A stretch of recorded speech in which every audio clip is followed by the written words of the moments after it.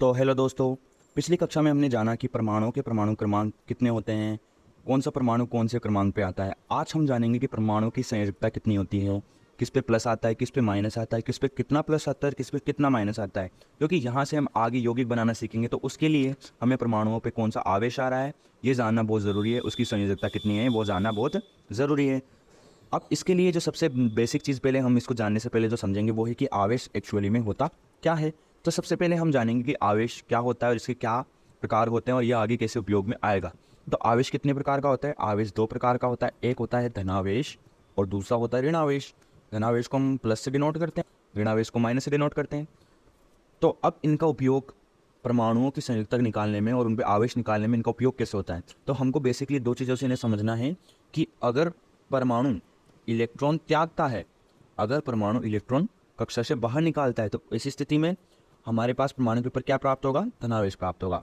वहीं उसके विपरीत अगर परमाणु कक्षा को पूर्ण करने के लिए इलेक्ट्रॉन ग्रहण करता है, तो ऐसी स्थिति में परमाणु पर क्या आएगा? ऋणावेश। तो यहाँ से हमें दो चीज़ें क्लियर कर लेनी है कि कब धनावेश आ रहा है और कब ऋणावेश आ रहा है। तो परमाणुओं की संयोजकता निकालने के लिए हम इसे एक बेसिक एग्जाम्पल और एक अलग तरीके से समझेंगे। सपोज लाइक दैट कि मेरे पास एक स्कूल है, मैं एक स्कूल का क्या हूँ? प्रिंसिपल हूँ, ठीक है। तो वहाँ से मेरा टारगेट क्या होगा कि मैं नई कक्षाएं बनाऊँ और उन कक्षाओं में बच्चों का एडमिशन कराऊँ। यही मेरी क्या होगी? फर्स्ट प्रायोरिटी होगी। तो इसके लिए मैं क्या करूँगा? मुझे 3 कक्षाएं बनानी है। पहली कक्षा में 2 स्टूडेंट बिठाने हैं, दूसरी कक्षा में 8 स्टूडेंट बिठाने हैं और तीसरी कक्षा में भी मेरा टारगेट है कि मुझे 8 स्टूडेंट ही बिठाने हैं। अब पहली कक्षा में मैं 2 स्टूडेंटों को बिठाऊंगा, लेकिन उसके लिए सबसे ज़्यादा ज़रूरी है जो है कि मुझे मिनिमम 1 स्टूडेंट तो उसमें होना ही चाहिए, या 1 स्टूडेंट को तो बिठाना ही है। अगर 1 स्टूडेंट बैठ जाता है तो मैं क्या करूँगा? तो मैं उस बैच को या उस क्लास को स्टार्ट कर दूंगा। लेकिन अगर मैं 1 स्टूडेंट और लेके आ जाऊँ तो भी मैं उस बैच को पढ़ चला सकता हूँ, क्योंकि मेरे पास पहली कक्षा में 2 स्टूडेंट चाहिए थे जो कंप्लीट हो जाएंगे। उसी तरह अब जब हम अगली कक्षा की तरफ चलते हैं, जिसमें कितने बच्चे चाहिए मुझे एडमिशन के लिए? 8 बच्चे चाहिए। लेकिन 8 में से अगर मेरे पास 1 या 2 स्टूडेंट ही क्लास में आते हैं, तो ऐसी सिचुएशन में मैं क्या करूँगा? उस क्लास के बैच को या उस क्लास को जिसमें जो स्टूडेंट हैं उनको क्या करूँगा? क्लास से हटा दूंगा और उस बैच को ख़त्म कर दूंगा। क्योंकि मुझे बच्चे चाहिए 8 लेकिन आ रहे हैं मेरे पास 2, मुझे इतना फ़ायदा इतना प्रॉफिट वहाँ से प्राप्त नहीं हो रहा है। तो मैं क्या करूँगा? उस बैच को ख़त्म कर दूंगा, क्योंकि मेरा बैच कंप्लीट नहीं हो पा रहा है।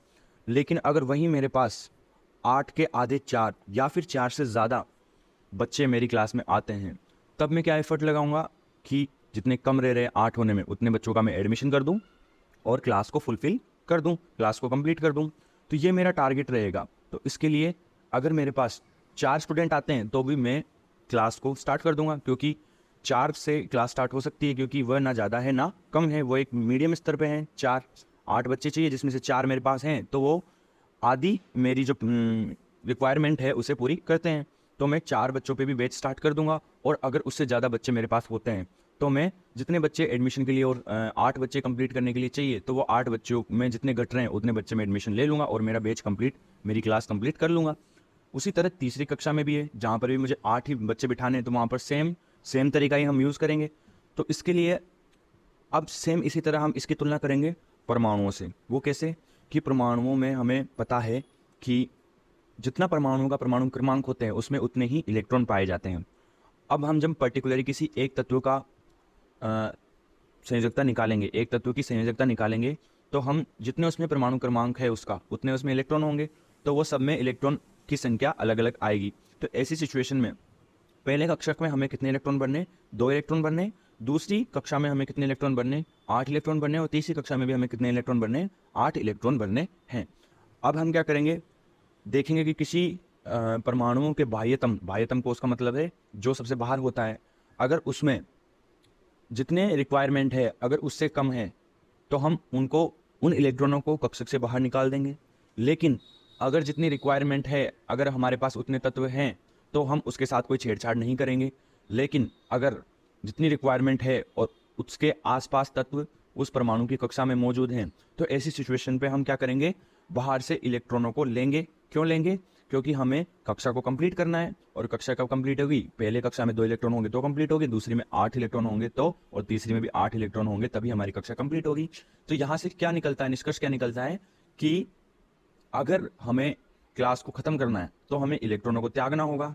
ठीक है, और हमें क्लास को फुलफिल करना है, कंप्लीट करना है, तो हमें जितने की जरूरत है उतने इलेक्ट्रॉन लेने होंगे।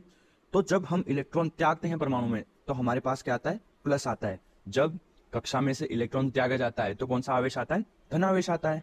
उसी प्रकार जब क्लास को कंप्लीट करने के लिए, कक्षा को कंप्लीट करने के लिए हमें इलेक्ट्रॉन डालने पड़ते हैं, लेने पड़ते हैं, तो जब इलेक्ट्रॉन बाहर से ग्रहण किए जाते हैं तो क्या आता है, ऋणावेश आता है, माइनस या ऋणावेश आता है। तो इस बेसिक ट्रिक के माध्यम से हम परमाणु पर धनावेश तथा ऋणावेश का पता करेंगे। तो अगली क्लास में हम 1 से 20 तक या 25 तक के परमाणुओं के संयोजकताएं और उन पे कौन सा आवेश आ रहा है उसका पता करेंगे। ठीक है, तो मिलते हैं अगली क्लास में। चैनल को सब्सक्राइब करें, लाइक करें और शेयर करें।